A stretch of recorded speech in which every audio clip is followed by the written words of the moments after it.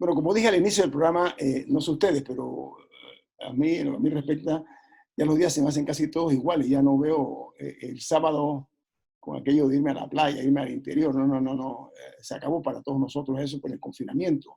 Y decía que los días me parecen todos iguales. Un viernes hoy es la misma rutina dentro de la situación que estamos todos nosotros de cuidarnos. Pero ayer, y tengo una inquietud antes de entrar en el tema de lleno. Ayer, cuando en el horario que me corresponde a mí, conforme a mi cédula, fui a hacer una compra al supermercado y la cantidad de automóviles que vi por el área iba para un local que queda por ahí por la vía Porras. Me impactó la cantidad de automóviles que vi en las calles. Yo no estoy muy seguro de que eso se ajuste a los controles que se están estableciendo. Así que la pongo nada más ahí, porque incluso había pequeños tranquecitos, así que se lo paso eso a las autoridades de tránsito. Caballeros, ya la ley seca, la odiada, la repudiada ley seca, ya se limita nada más ahora a una botella de vino y un six-pack de cervezas. ¿Qué dicen ustedes de eso, señores Rubén y Jorge Eduardo? Guillermo, todas las leyes se hacen para violarlas, ¿no? Y porque no tienen fortaleza ni vigilancia a que se cumpla. Cuando tú pones eso de un six-pack, en una casa hay 4 adultos, pueden comprarse 4 six-pack, ya, es una manera de violarla. O un vecino que no toma, va y compra y se la vende al vecino. Entonces, yo creo que tenemos que ser serios a la hora que tomamos. Yo recuerdo, y voy a poner un ejemplo que es el más dramático de todos, la ley que prohibía que hubiese una cantina a menos de 500 metros de una escuela. Esas leyes fueron imposibles de cumplir, porque en el casco viejo tú no podías hacer una cantina o un restaurante que vendiera licor, porque todo estaba a menos de 500 metros. Entonces, esa era una manera de violar Entonces, las leyes tienen que tener sentido común y, sobre todo, la fuerza de su cumplimiento.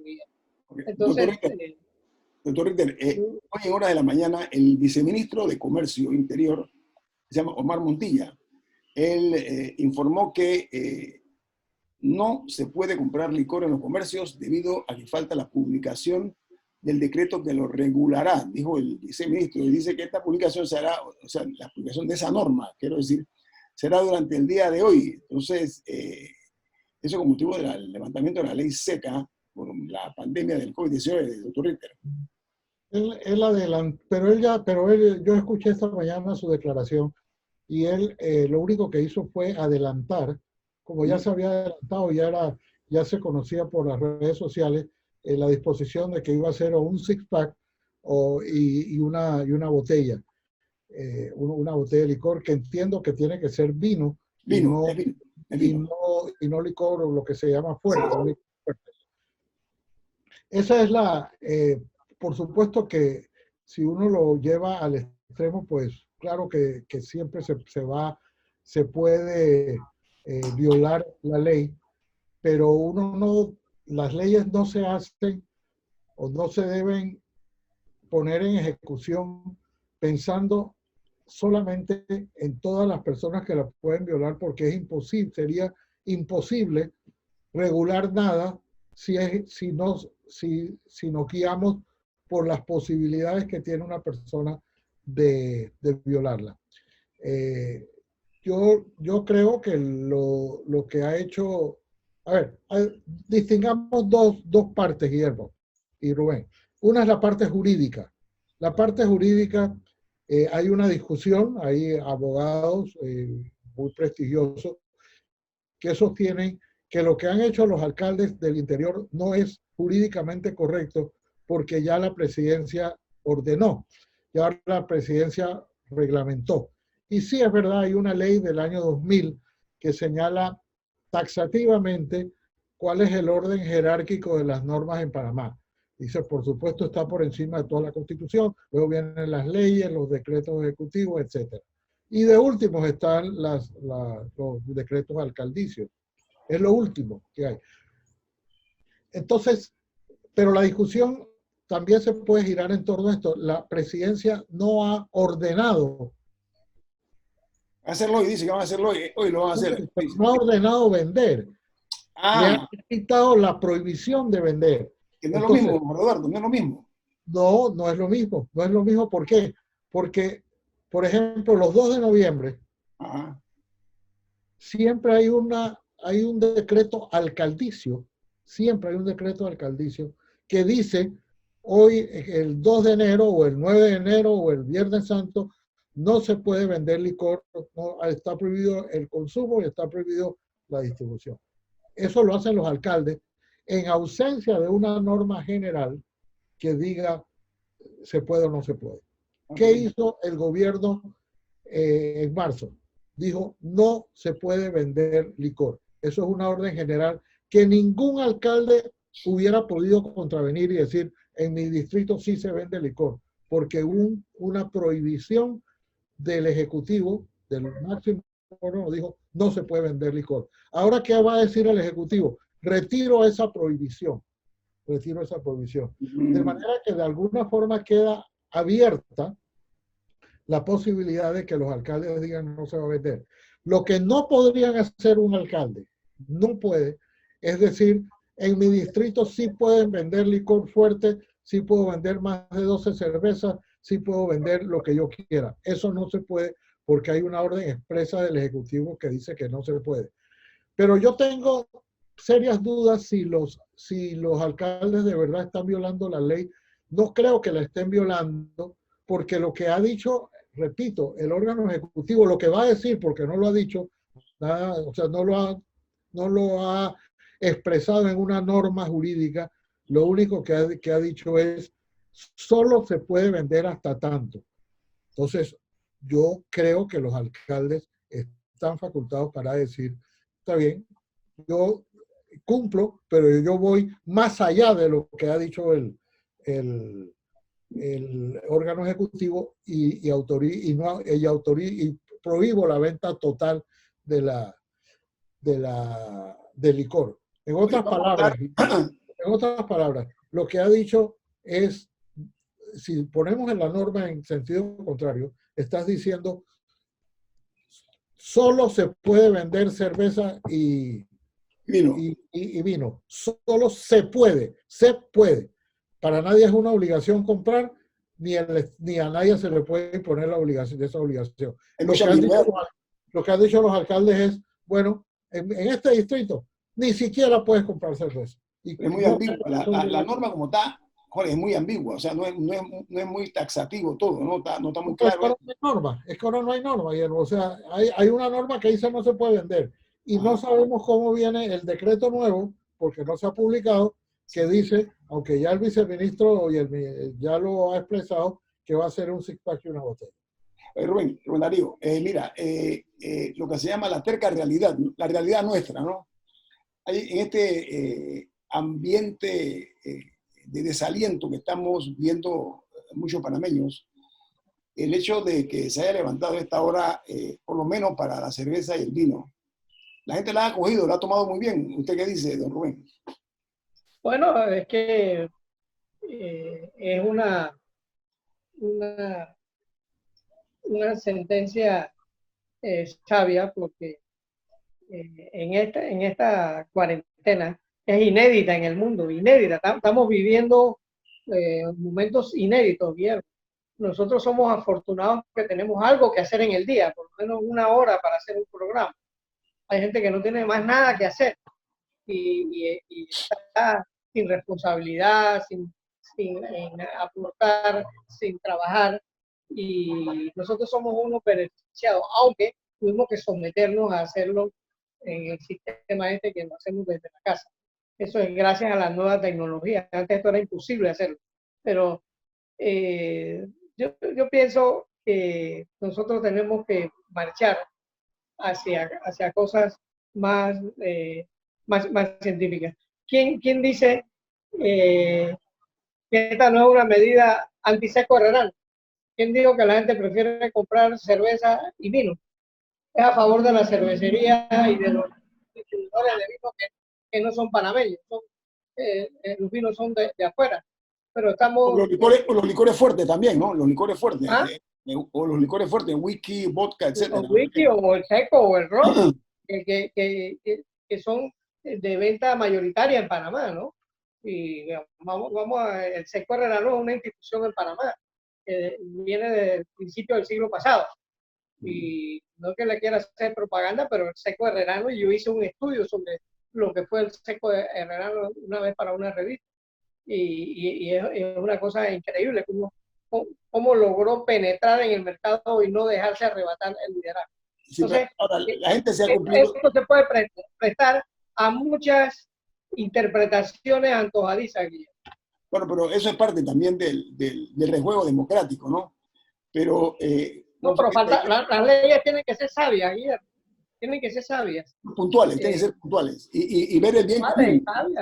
Lo más importante es que vean el bien común. Ayer dije una frase que yo he escuchado y que me gustó y me la he registrado. Dice, prefiero quedarme con la culpa que con las ganas. Pero en este momento ya la gente va a tener que cambiar eso porque ya va a tener la oportunidad por lo menos tomarse unos vinos y unas cervezas. Lo que yo escuché que con aquellas personas que son muy mal pensadas, que generalmente le va bien, dice que el panameño es muy habilidoso, por no decir muy vivo, ¿no? Dice, ya veremos comprando 4, no, 6 packs son 6, y una botella de vino en un lugar y otra y otro, o sea, para ir acumulando, o diversos miembros de la familia también. Es una fórmula que es individual, pero lo bueno es que ya se levantó, por lo menos pues ya se anunció el levantamiento de esta ley seca que ha sido acogida con mucha alegría por la mayoría de los que estamos confinados en nuestros hogares. Vamos al borde de Ciudad Murga y al regreso. Pero yo además quería contar un incidente, el racionar, hacer el racionamiento, que Cuba tiene un doctorado en racionamiento. Es imposible. Yo recuerdo una cita de Fidel Castro cuando dijo que él citó que era un crimen para ellos racionar, porque el racionamiento le había impuesto cosas muy duras a ellos. Ejemplo, dice, le estamos racionando el cigarrillo a alguien que tiene el vicio, pero le estamos dando el vicio a quien no lo tiene, le estamos dando el derecho a que tenga el vicio.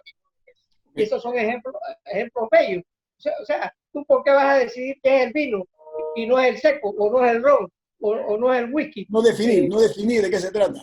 Ok, claro. Vamos al corte comercial. Esto es Info Análisis, un programa para la gente inteligente. No, nosotros tenemos la obligación de analizar el acontecer nacional. Y dentro de todo este cúmulo de actividades hay cosas buenas, cosas más o menos, y hay cosas medio malas y bastante malas. Pero sobre todo, nosotros tenemos que velar, yo hablaba del bien común, y esto que vamos a mencionar, nosotros vamos a hacer un análisis acerca de la, yo llamaría estrategia del presidente Cortizo, le doy el crédito a él, porque creo que a él le corresponde además él mismo, de que con el tema de la poca transparencia que había en las compras de la presidencia de la República, que se había convertido en un epicentro de todas las compras del gobierno, incluyendo temas vinculados con lo que es la ciencia, estoy hablando del Ministerio de Salud, el presidente le quitó esa responsabilidad al vicepresidente de la República porque todo estaba concentrado en el Ministerio de la Presidencia. Entonces, la idea es que se haya puesto un alto a la compra de cualquier tipo de productos para las diferentes instituciones y que las adquisiciones de aquí en adelante la hagan los ministerios, o sea, los que manejan cada cartera. Doctor Ritter, ¿qué dice usted acerca de este tipo de medida que me parece, a mí, me adelanto, estratégica por parte del presidente Cortizo, ¿no? Mira, yo creo que el presidente Cortizo actuó muy bien en el sentido de desactivar la protesta ciudadana, desactivar la indignación que había por las compras potenciales del Ministerio de la Presidencia, y decidió desactivarlas. Nada más para un pequeño análisis de cómo fue que esto se produjo. El 13 de marzo, un decreto de gabinete declara la emergencia nacional y ordena que durante 180 días todas las compras las va a realizar para atender esta emergencia nacional, las va a realizar la Presidencia de la República, el Ministerio de la Presidencia. Permiso, doctor Ritter, usted fue ministro de Estado, ¿ok? Ocupó ese cargo. ¿Qué lectura usted le dio en aquel momento, si se puede saber, a esa decisión ejecutiva del gabinete? Que todo se concentrara, no olvídate de hoy, en aquel momento, ¿preveía algún tipo de situación incómoda? No, pero es que yo creo que eso, al menos en los gabinetes que yo participé, el último de los cuales fue el del presidente Pérez Valladares, eso hubiera sido impensable. ¿Así? Porque hubiera sido impensable, sí, porque en el gabinete del presidente Pérez Valladares, la responsabilidad de los gastos era de los ministros. Él responsabilizaba a los ministros y nos pedía cuentas a los ministros. Que como debe ser, ¿no? Es como debe ser también. Quizás el presidente menos dado a concentrar sobre sí todas las responsabilidades, e incluso esas responsabilidades menores, que es la de compra de insumos hospitalarios, que no tenían ningún sentido hacerlo en el Ministerio de la Presidencia. Pero esa no ha sido la norma que ha imperado en Panamá después de eso. Al contrario, nosotros hemos visto cómo se han ido concentrando en la presidencia cantidades de responsabilidades en vez de descentralizar la administración pública, las ha ido concentrando. Y el colmo o el sumum de la concentración fue esta resolución del 13 de marzo, la resolución del Consejo, la decisión del Consejo de Gabinete de concentrar todas las compras en el Ministerio de la Presidencia. Con permiso, doctor, para terminar, eso implica que si se hubiese dado la comisión de lo que se habla de los sobreprecios, etcétera, el Consejo de Gabinete, los miembros de gabinete estarían entonces también involucrados indirectamente en el exceso, ¿o no? Les hubiera tocado la responsabilidad de haber autorizado que fuera el Ministerio de la Presidencia el que lo hiciera. Yo creo que fue un error y de hecho el presidente ha considerado que fue un error en aquel momento quitarle esa responsabilidad al ministerio, especialmente al Ministerio de Salud, para llevarlo a la presidencia. Ahora, lo que hay que analizar es por qué el presidente se la quitó.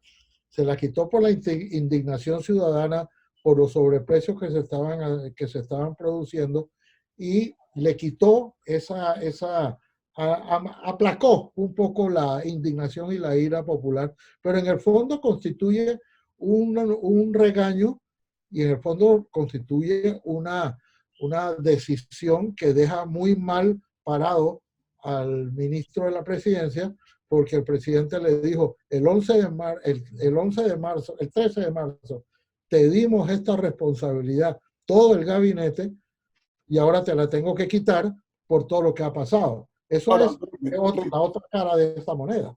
Ahora, rectificar es propio de unos gobernantes responsables. Los que rectifican son buenos gobernantes. Quiero darle ese ganchito al presidente Cortés. Rubén. Yo tengo un eslogan, que lo que más hace un gobernante es corregir. Y corregir es gobernar. Porque nadie se gradúa para presidente de la República, ni para ministro de Estado. Sí, pero la pregunta que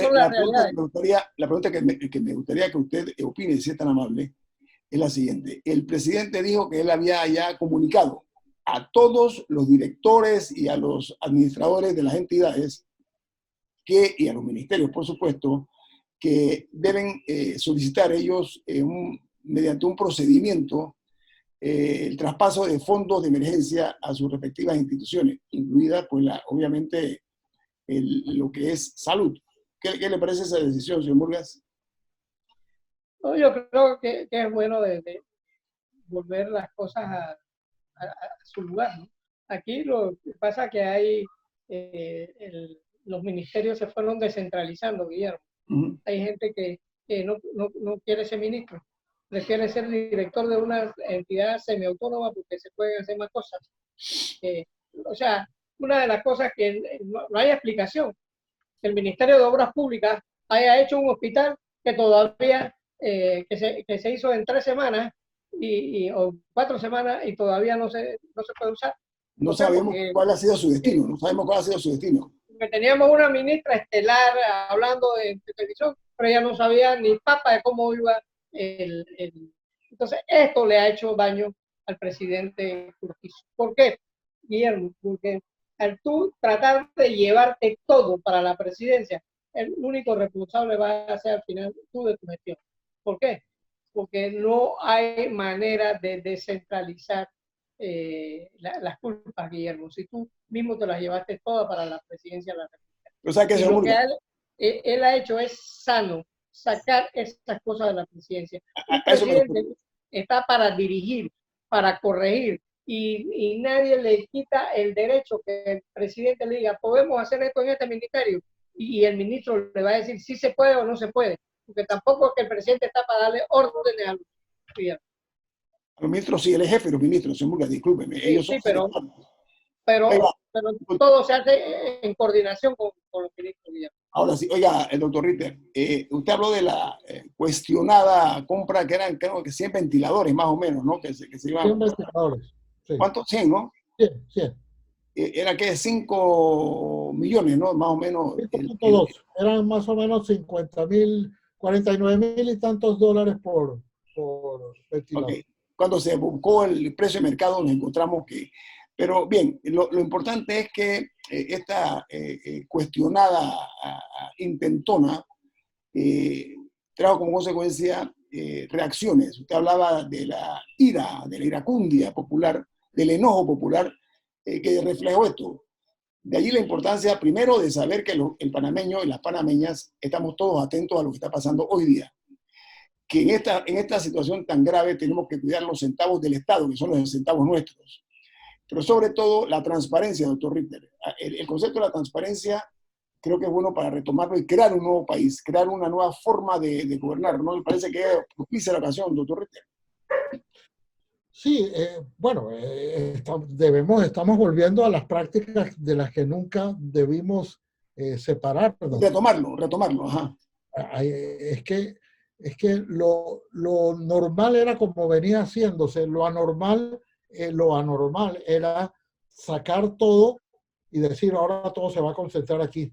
Porque cuando se lo quitas, estás mandando un mensaje no solo de corrección y que estás corrigiendo el rumbo, sino que en el fondo implica no lo hiciste bien. Si tú llevas esto al orden familiar, Guillermo, tú tienes 2 hijas maravillosas, tú lo coges, tú le das la responsabilidad a una de ellas y le dices, tú vas a hacer todas las compras de esta casa, aquí está, vas a pagar todas las cuentas, vas a hacer el supermercado, vas a manejar esta. Y de la noche a la mañana tú dices, ¿sabes qué? Dame la chequera, dame la tarjeta de crédito, tú no puedes firmar más en esta casa.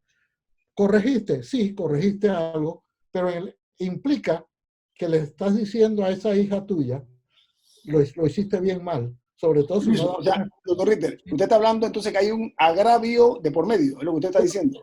Yo creo que hay, aunque no lo quieran ver así, yo sí veo que el presidente, muy a su estilo, porque el presidente Cortizo no es un hombre de estar regañando, es más, todo uno ve que sus intervenciones públicas son más bien como la de un padre de familia, muy coloquial, muy informal, si se quiere, pero en el fondo, lo que él ha dicho a su ministro de la presidencia, dame acá la chequera, que mejor se la voy a devolver a quien yo se la quité hace 2 meses. ¿Eso qué implica? ¿Una corrección? Sí, pero ¿por qué corregiste? ¿Por qué ¿cuál fue la razón por la cual corrigió? Entre otras, se fue un viceministro, le costó el puesto a un viceministro. Y es el nuevo viceministro el que le ha tocado anunciar que ya el Ministerio de la Presidencia no va a comprar más. Hay que ver entonces cuál va a ser la consecuencia de esto, si el presidente pudo detener otro intento de gol y cuál va a ser la consecuencia de esto. Pero en el fondo implica una corrección e implica, lo que se quiera reconocer o no, un reconocimiento de que lo que se estaba haciendo en el Ministerio de la Presidencia estaba mal. Estaba mal porque a su principal colaborador, al hombre que él escogió para ser su vicepresidente, al hombre que por donde pasan todos los papeles de la presidencia. Él no solamente, él es el secretario del Consejo de Gabinete y el presidente le ha dicho, ahora sabes qué, dame acá la chequera que se la voy a pasar a la... ¿Eso implica o no implica un regaño y un llamado de atención que aunque lo quieras pintar de otra forma, O maquillar, eso o maquillar, ¿no? como quiera, pero en el fondo es eso. Él le ha dicho, devuelve la chequera, va para el Ministerio de Salud. A los diferentes ministerios. Es lo que está haciendo. Esa es mi lectura de lo que ha pasado. La primera, cuando se dijo todo se concentra en el Ministerio de la Presidencia, se hizo con bombos y platillos. Aquí, la devolución de la chequera al Ministerio de Salud se la hizo en una conferencia de prensa del viceministro de la presidencia, así y casi como de refilón. Digo, bueno, y a propósito, ya he ordenado o ya se ha dado la instrucción de que cada ministerio, nosotros solamente vamos a asignar los recursos, pero las compras las van a hacer los ministerios. O sea Eso es un cambio de rumbo fundamental, es un cambio de rumbo radical, total, que implica, con todas las implicaciones que eso tiene, entre otras, la de quitarle la chequera a tu más cercano. Que también hay que reconocer también que una forma de quitarle esa tensión y esa presión al vicepresidente, no, perdón, al ministro de la presidencia, disculpen, al ministro de la presidencia, una manera de aliviar esa situación inflamatoria que se estaba dando. Y creo que enhorabuena, antes de que esto se hubiese consumado y consumido los dólares del Estado panameño. Vamos a una corte comercial. Esto es Info Análisis, un programa para la gente inteligente. A ver, ya aparentemente con el tiempo transcurrido en medio de esta pandemia, hay noticias que son esperanzadoras, y es que ya se anunció que el Tocumen S.A., que es la que administra el Aeropuerto Internacional de Tocumen, se está preparando para una pronta reapertura de los vuelos comerciales y que van a usar un sistema de lo que llaman un equipo de bioseguridad, se le llama eso, o sea, la tecnología, para incluso detectar las personas que vienen con algún tipo de síntomas y demás. Entonces, creo que deben tomar en cuenta también las distancias, eso que llaman distancia social o distanciamiento físico. Pero qué buenas noticias a caballeros, ¿no? Rubén y Jorge Eduardo, que ya se están preparando para abrir el Aeropuerto Internacional de Tocumen. Bueno, ojalá Dios nos agarre confesados, Guillermo. La apertura del aeropuerto de Tocumen no se va a dar en medio de una gran bonanza. Es todo un misterio qué va a pasar cuando abra Copa, o qué va a pasar cuando abran las otras aerolíneas, que también todas están pasando por los mismos problemas que está pasando Copa, Guillermo. Entonces nosotros tenemos que estar preparados para lo que va a venir en Panamá, porque ese aeropuerto de Tocumen nos ha costado mucho dinero. Hay gente que se opone a que el gobierno trate de rescatar a Copa. Yo pienso que Copa es panameña, que Copa tiene su principal cuartel general en el aeropuerto de Tocumen, y nosotros debemos apoyar la reapertura o el reinicio de operaciones de Copa. Doctor Ritter. Mira, en efecto, el aeropuerto de Tocumen va a abrir o está preparándose para abrir, pero su apertura no depende de nosotros. Es lo que tenemos que estar preparados. Copa no va a poder, Copa ni ninguna línea aérea, o sea, para todo efecto práctico, no va a poder volar mientras los demás países no abran sus fronteras. Ya, por ejemplo, Costa Rica, Colombia han aplazado, postergado la apertura de sus fronteras. En otras palabras, que todavía no van a admitir gente que venga de afuera. En ese sentido, nosotros tenemos que tener presente, y en esto no quiero que haya ningún malentendido. Cuando tú ves la lista, ves la lista de los países donde hay mayores contagios, Panamá en América Latina figura en el extranjero. Es decir, es verdad, y yo creo que Panamá ha hecho lo mejor que ha podido, y yo sigo ponderando sin reservas la actuación de los científicos panameños y de la ministra de Salud y de su equipo, pero lo cierto es que en números absolutos, Panamá tiene una gran cantidad de contagios y tiene un número de fallecidos importantes que seguramente va a crecer un poco más. De manera que cuando se hablan finalmente de los aeropuertos y comiencen a permitir gente de otros países, yo no sé cómo cómo van a ser estos países con respecto a Panamá. Igual que originalmente Panamá dijo no viene nadie de España porque en España hay demasiados contagiados. Y seguimos permitiendo los vuelos de Estados Unidos y de Centroamérica, hasta que se volvió una pandemia y hubo que cerrar del todo el aeropuerto. Estados Unidos lo hizo primero con China. Cuando dijo hay demasiados contagiados en China, y dijo no acepto a nadie que venga de China. Y después ya cerraron todos los aeropuertos y no aceptan gente que venga de ningún lado. Entonces, así mismo va a ser en la desescalada de los aeropuertos. Va a decir, bueno, vamos a admitir vuelos que vengan de tales y tales países, porque por razones que los científicos están tratando de dilucidar, hay países que han quedado mucho menos afectados que otros. Si confiamos en las cifras, hay países como, por ejemplo, Costa Rica, hay países como Haití, que a pesar de que comparte isla con República Dominicana, la misma isla, no pueden ir para ningún lado, tiene unos índices mucho menores que los de República Dominicana. Nosotros estamos al lado uno del otro de Costa Rica y tenemos mucho menores. Es verdad, hemos hecho muchas más pruebas, tenemos, si se quiere, una estadística más fiable, pero lo cierto es que en números absolutos, Panamá tiene un número importante y eso va a pesar a la hora de que los demás países digan, bueno, acepto vuelos de Panamá, acepto vuelos Pues ¿saben qué? Al anunciar Panamá que vamos a implementar un equipo de bioseguridad, es una buena señal. Una buena señal hacia afuera y hacia adentro, por supuesto, ¿no? Porque aquí el tema es controlar la pandemia. La idea es que no vaya en una actividad ascendente. Pero yo estaba viendo que la intención es buena. Siempre y cuando haya esos controles que se están anunciando, porque sí necesitamos nosotros esa inyección económica para el país.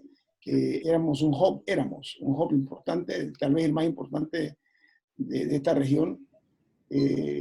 Por aquí pasaban millones de pasajeros, unos se quedaban, la mayoría no se quedaba, pero pasaban por aquí, por lo menos dejaban $1 cada vez que venían al aeropuerto. Entonces hay que pensar en todas esas cosas también, pero por delante, obviamente, la salud de los connacionales, ¿no, Rubén? Ok. Mira, yo celebro, Guillermo, que Tocumen se esté preparando. Igual va a tener que suceder con otras cosas que están cerradas. Yo creo que cuando se decida, digamos, la reapertura de las escuelas, si se decide en un futuro próximo, las escuelas deben estar preparadas para recibir y acomodadas a la nueva realidad que vamos a enfrentar. Entonces, el hecho de que Tocumen se prepare, a pesar de que todavía no tenemos fecha de que Copa va a poder volver a volar o ninguna línea aérea va a poder volver a llegar a Panamá, es importantísimo que se esté preparando, porque además manda un mensaje de eficiencia y de adelanto, de preparación para una reapertura de la economía que ojalá no tarde mucho, pero que se sabe de antemano que por las disposiciones de otros países, incluso la de Panamá, no va a ser en este mes de mayo. En todo caso, será en junio. Sí, Pero aquí hay que empinarse sobre antipatías o simpatías con cualquier empresa, sea pequeña, mediana o grande. Y con esto quiero decir que Copa es la línea, ¿cómo le llaman? De bandera nacional, se llama eso, ¿no, doctor Ritter, no? Y reconocida internacionalmente, se ha posicionado entre las principales aerolíneas. Y es una generadora importante de empleos. Yo leí hace unos días, aquí en Infoanálisis, una noticia que ha sido difundida casi en todos los medios importantes del mundo, importantes, los grandes. Hablan, por ejemplo, que Air France va a recibir como 70.000 millones de dólares de rescate, le llaman ellos, para que Air France pueda volver a levantarse. Ese es un ejemplo. En Alemania están hablando de Lufthansa, ¿ok? Y hay otros países que están tomando iguales medidas. Pero aquí en Panamá, de una forma que cada cual sabrá lo que dice, han saltado, han brincado en contra de Copa. Tendrán sus razones, pero no me parece sensato a mí eso, Rubén Darío Murgas. No, hay mucha gente que se alegra de que le vaya mal la Copa. Hay así. Yo no, yo siento... No irá mal a todos, ¿no? No va mal a todos también. Yo siento orgullo de que Copa sea una línea panameña. Mi primer trabajo fue en el aeropuerto de Tocumen, Guillermo. Yo vi el crecimiento de Copa cuando tenía un Avro, que era un avión de motores Rolls Royce y que era lo más moderno de la época. Pero Copa viene de la década del 40. Entonces... eran vuelos domésticos nada más, señor, que haga la observación. Son vuelos domésticos. No. Copa ya empezaba a viajar a Colombia y a Jamaica. ¿Sí? En el 68 ya estaba haciendo un viaje. Usted habla de los 40, usted habla de los 40. Yo me estaba remitiendo a su... No, en el 40 empezó con Panamá y...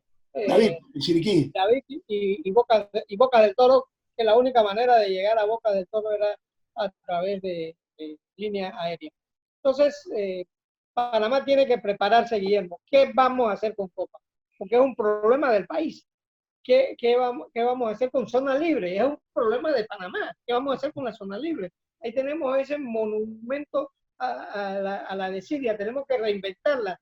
Y el presidente Cortizo, o el que quiera ser presidente en el próximo periodo presidencial, nombre una comisión para rediseñar la zona libre. Hay que reinventar la zona libre. ¿Para qué puede servir la zona libre? Está llena de miles de locales o cientos de locales vacíos, Guillermo, ahí ociosos. Entonces, no solo Copa, y tenemos que prepararnos qué vamos a hacer con el canal.